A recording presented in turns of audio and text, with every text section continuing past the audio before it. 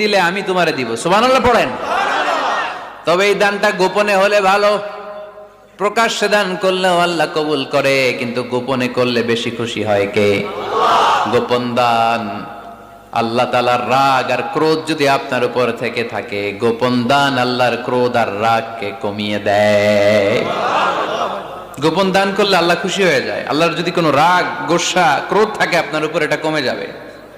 7 শ্রেণীর ব্যক্তিকে আল্লাহ তাআলা আরশের নিচে ছায়া দিবেন কিয়ামতের দিন, যেদিন সে ছায়া ছাড়া আর কোনো ছায়া থাকবে না।